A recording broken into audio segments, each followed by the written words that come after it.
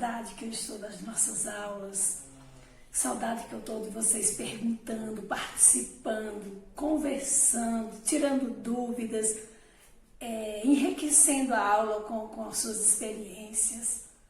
Como isso tem feito falta, né, nos dias atuais. Gravar um vídeo não é a mesma coisa. O bom é estar vendo olho no olho, conversando, trocando experiências. E é sobre isso que a lição de hoje vai falar, sobre lugar de comunhão. Nós estamos na lição 11, vai falar daquela parte do credo que fala sobre na comunhão dos santos. O que quer dizer isso? Eu creio na comunhão dos santos. Nós vamos estar conversando sobre isso. Há uns anos atrás, digamos há uns 30 anos atrás, isso era muito frequente, era algo assim, marcante na vida do cristianismo. A vida social das pessoas, elas eram marcadas de acordo com as atividades da igreja. Como assim, tia Cleide? O que a senhora está falando? Por exemplo, alguém me chamava para ir para algum lugar e eu ia dizer, não, depende, eu não posso ir não hoje, porque hoje tem culto, eu não posso, vamos deixar para tal dia? Você entende? Então as pessoas tinham essa preocupação, primeiro elas iam para a igreja, primeiro os compromissos dela com a igreja e as outras coisas elas faziam no tempo que sobrava. E isso é ter alegria na comunhão dos santos, não é? Alegrei-me quando me disseram, vamos à casa do Senhor, né? Como o salmista falava. Então, a gente tem visto que ao longo dos anos, as pessoas já não têm mais essa alegria toda. Elas vão para a igreja nos domingos, ou quando não tem nada para fazer. E essa inversão de valores traz prejuízos para as nossas vidas, tá certo? E é sobre isso que nós vamos tratar hoje, tá bem? Os versículos para meditação, eu gostaria que vocês lessem Deuteronômio 12, de 1 a 12, o Salmo 84, o Salmo 133, 1, Lucas 2, 41 a 52 e Atos 2, 42. São textos importantíssimos que vão falar sobre a comunhão dos santos, a importância disso na vida do cristão, tá bom? Vamos orar pedindo a graça de Deus sobre as nossas vidas. Deus amado, Deus Todo-Poderoso, nós te agradecemos, ó Pai, por mais um dia de vida e te pedimos, ó Deus, que o Senhor venha nos abençoar para que possamos ter comunhão com a igreja, com o povo de Deus, possamos nos alegrar na tua presença. Perdoa os nossos pecados e nos dá um dia agradável debaixo da tua proteção. É o que nós te rogamos no nome santo de Jesus. Amém. Você deve estar se perguntando, mas o que eu posso fazer na igreja? Eu sou apenas um pré-adolescente, eu não posso nem tomar ceia, eu não posso pregar, eu vou fazer o que lá? Não tem muito o que fazer. Mas eu quero que você saiba de uma coisa. Não é só quando alguém pede para você ler a Bíblia que você está servindo a Deus. Quando vamos pedir para ficar de pé para cantar. Isso é legal, é serviço ao Senhor. Mas você está agradando a Deus quando você para ouvir a palavra de Deus. Para ouvir o que a Bíblia tem a orientar, a te orientar. Então isso já é serviço ao Senhor.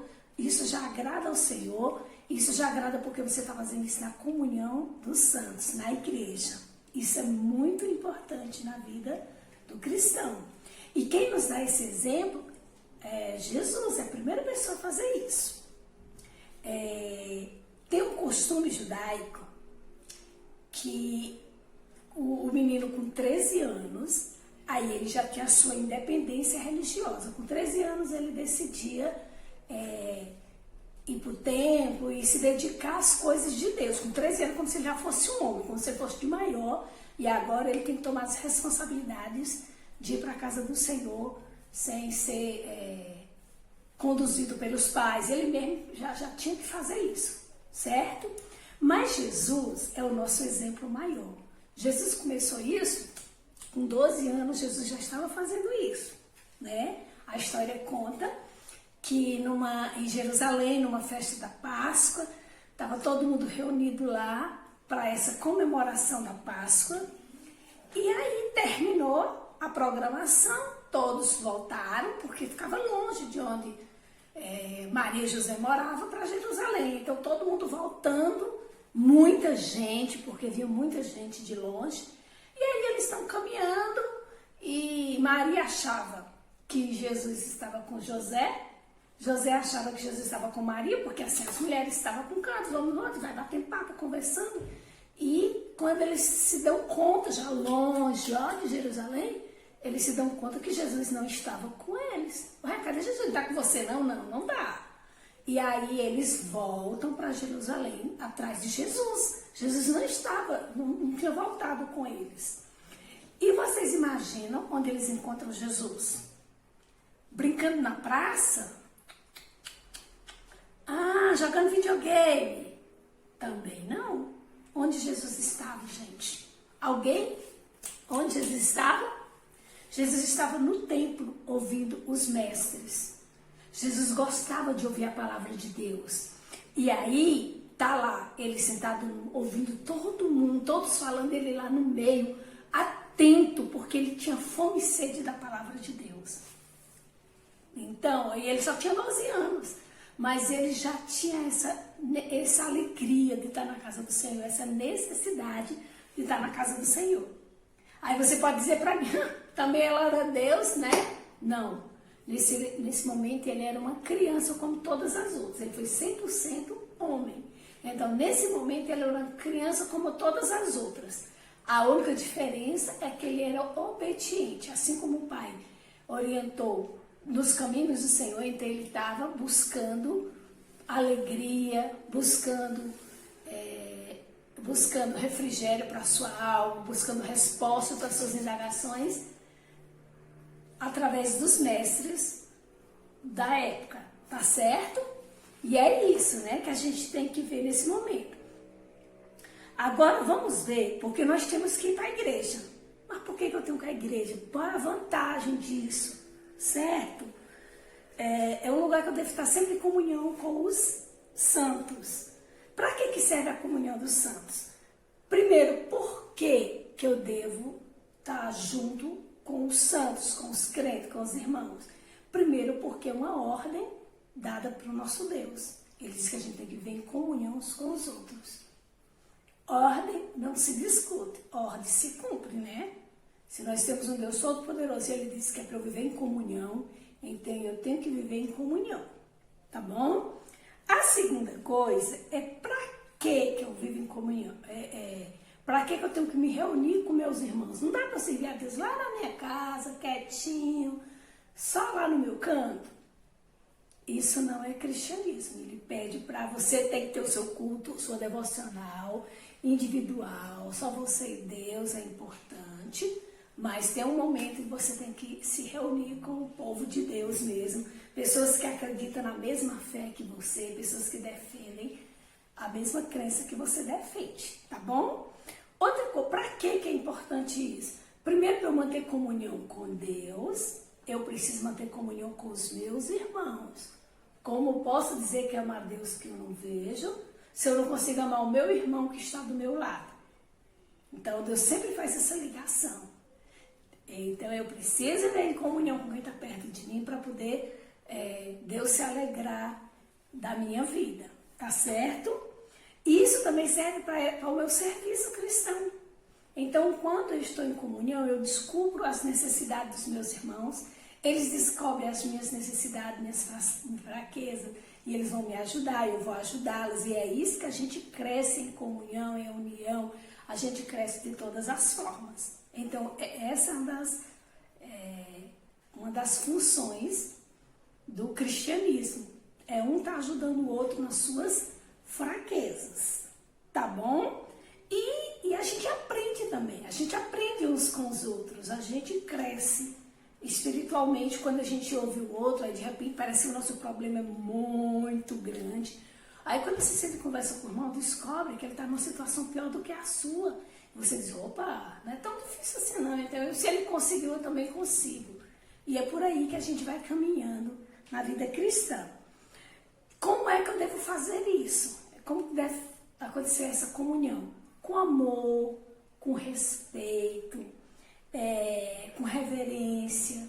Então, a igreja não é lugar de brincadeira, não é lugar de ficar jogando lá no videogame enquanto o culto está acontecendo. Não, aquele momento é primeiro para eu ouvir Deus falando comigo, porque através da palavra de Deus Ele fala conosco, e é para eu também louvar a Deus, cantar hinos, acompanhar a leitura. Aquele momento é um momento de reverência, é um momento importantíssimo. Depois eu brinco, depois eu converso com os meus amigos, depois a gente marca aquele futebol, seja lá o que for.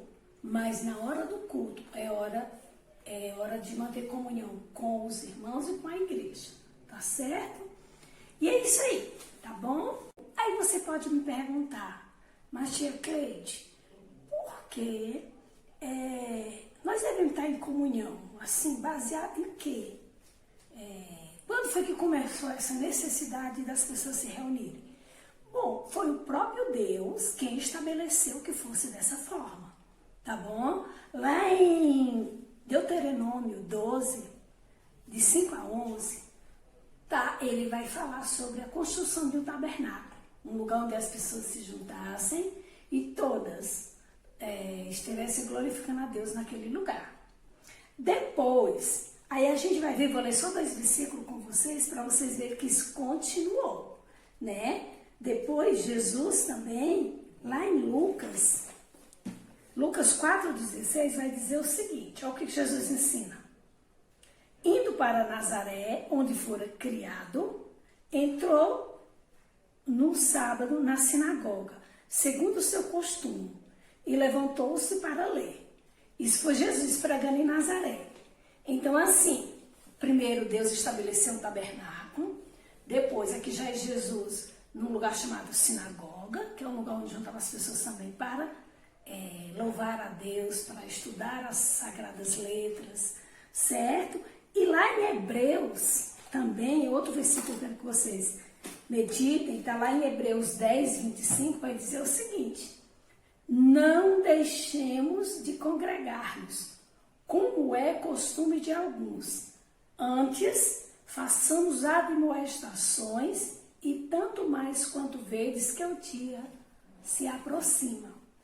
Então, assim, é uma recomendação do Senhor, não deixe de congregar, isso não vai ser bom para você. Então, continua se congregando. Tem muita gente que está deixando de ir para a igreja e isso não é uma coisa boa, certo? Então, é isso, gente. O que eu quero deixar para vocês, a aplicação que eu quero deixar para vocês é que a comunhão é algo essencial na vida do cristão. Não existe cristianismo sem comunhão. A base da nossa comunhão, da comunhão dos santos, está na reunião solene, onde todo mundo se junta para cantar junto, para glorificar o nome de Deus junto. Quando a gente chama de verdade o nosso irmão, a gente se preocupa com ele se preocupa com a gente. Nós estamos juntos na alegria, na tristeza.